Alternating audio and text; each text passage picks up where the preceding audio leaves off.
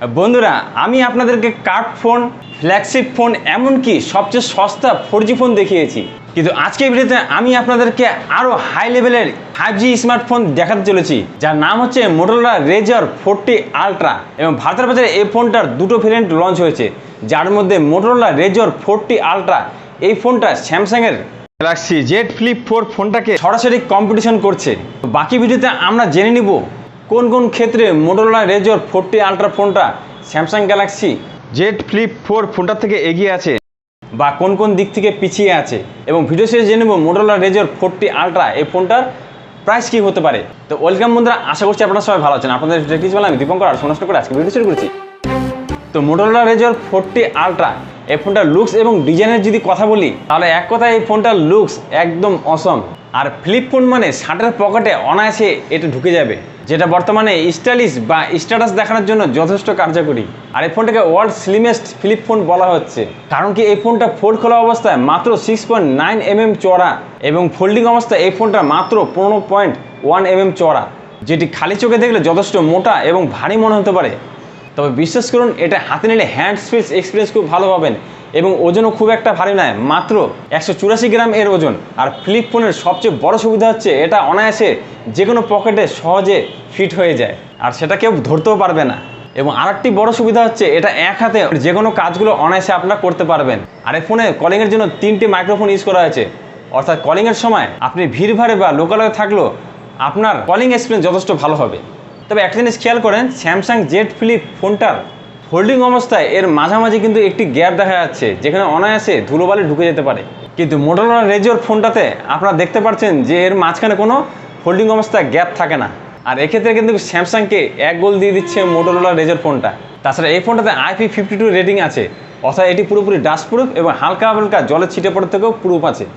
আর এই ফোনটাকে সুরক্ষিত রাখার জন্য ব্যাক কেসও আপনারা পেয়ে যাচ্ছেন, যেটি যথেষ্ট শক্তপোক্ত।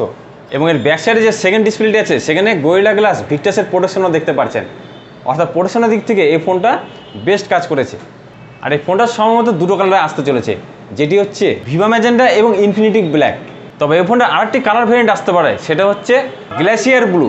আর এই ফোনটা স্যামসাং জেড ফ্লিপ ফোনটার থেকে আরেকটি দিকে এগিয়ে আছে, সেটা হচ্ছে মোটোরোলাতে আপনারা স্যামসাংয়ের চেয়েও আরও বড় আকারের ডিসপ্লে পেয়ে যাবেন। এর মেন ডিসপ্লেটি আপনারা পেয়ে যাচ্ছেন 6.9 ইঞ্চির মতন একটি বড়সড় ফুল এইচডি পিওএলইডি ডিসপ্লে, যেখানে আপনারা 165 হার্জের মতন সুপার দুর্দান্ত রিফ্রেশ রেট পেয়ে যাচ্ছেন এবং 1400 ইউনিটস পর্যন্ত পিক ব্রাইটনেস পেয়ে যাচ্ছেন।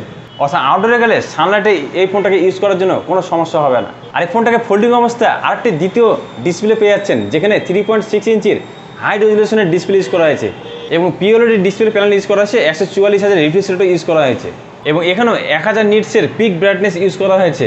আর গোরিলা গ্লাস ভিক্টাস 2 এর প্রোটেকশনও রাখা হয়েছে, অর্থাৎ এই ডিসপ্লেটিও দুর্দান্ত আপনারা পেয়ে যাচ্ছেন এবং এখানে অনায়াসে আপনারা গেমিংও করতে পারবেন।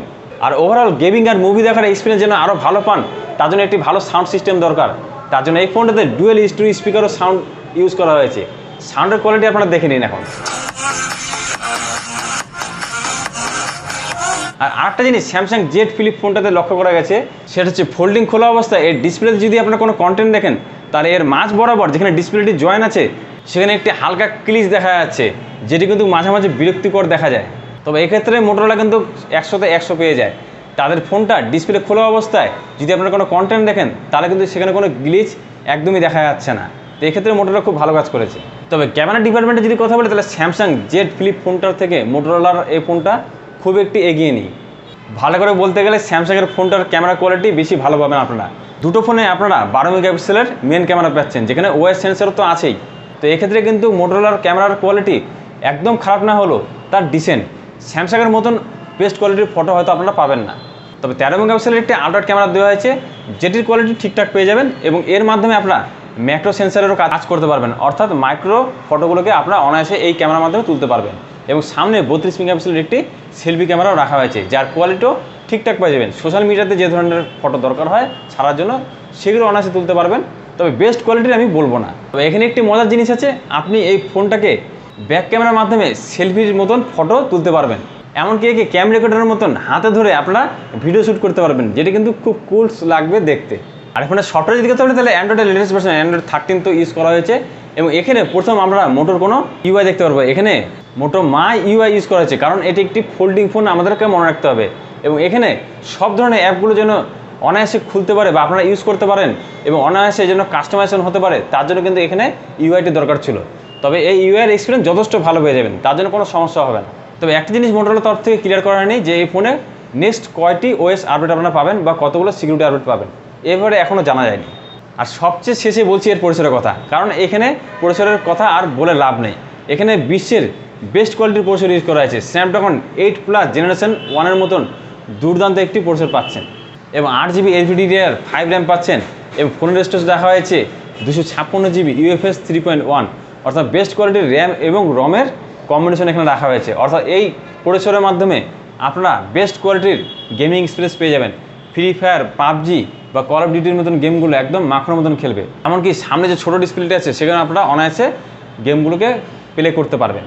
তাছাড়া এই ফোনে ফিঙ্গারপ্রিন্ট আনসেসিটি এর সাইডে রাখা হয়েছে 3.5mm এর অডিজেক্টিভ পেয়ে যাবেন, সেটাকে গায়েব করা হয়নি। এবং এখানে হাইব্রিড সিম স্লট ইউজ করা হয়েছে, অর্থাৎ একটি সিম, একটি মেমোরি কার্ড বা দুটো সিম ইউজ করতে পারবেন। আর এই ফোনে পাওয়ার সাপ্লাই যদি কথা বলি, তাহলে এখানে 3800 mAh এর মতন ব্যাটারি আছে, যেটিকে চার্জ করে দেন 33 ওয়াটের চার্জিং সাপোর্ট রাখা হয়েছে। অর্থাৎ আপনার ফোনটাকে চার্জ করতে 1.5 ঘন্টার মতন সময় লাগবে। এবং এখানে 5 ওয়াটের ওয়্যারলেস চার্জিংয়েরও সাপোর্ট আছে, এটিও একটি এক্সটার্নাল ফিচার্স। তো বন্ধুরা, Motorola Razr 40 Ultra এই ফোনটার সম্পূর্ণ স্পেসিফিকেশন আপনারা জেনে নিলেন। এখন এই ফোনটার প্রাইস আমরা দেখে নিচ্ছি। তো এই ফোনটার বর্তমানে আলট্রা ভার্সনটি লঞ্চ হয়েছে, যার 8GB 256GB ভ্যারিয়েন্টটির দাম রাখা হয়েছে ভারতীয় টাকায় 89,999 টাকা, অর্থাৎ 90,000 টাকা। আর স্যামসাং গ্যালাক্সি জেড ফ্লিপ 4 এই ফোনটার দাম রাখা হয়েছে 8GB 256GBর দাম 94,999 টাকা, অর্থাৎ 95,000 টাকা। তো Motorola Razr 40 Ultra এই ফোনটা স্যামসাংয়ের থেকে মাত্র 5,000 টাকা দাম কম। তো এখন আপনারা কি করতে আছেন? আপনারা যদি ফ্লিপ ফোন কেনেন তাহলে কি আপনারা মোটর ফোন কিনবেন না স্যামসাংয়ের? কি মতামত আপনাদের অবশ্যই কমেন্ট করে জানাতে পারেন। আর ভিডিওটি ভালো লাগলে একটি লাইক দিয়ে আমাকে উৎসাহ করতে পারেন। আর 5,000 সাবস্ক্রাইব হতে আর আমার কিছু সাবস্ক্রাইব বাকি আছে, তো আশা করছি আপনারা সাবস্ক্রাইব করে দেবেন। তো আজকে ভিডিও এটা হচ্ছে বন্ধুরা, দেখাবে আপনাদের সাথে নেক্সট ভিডিওতে। আজকে টাটা, বাই বাই।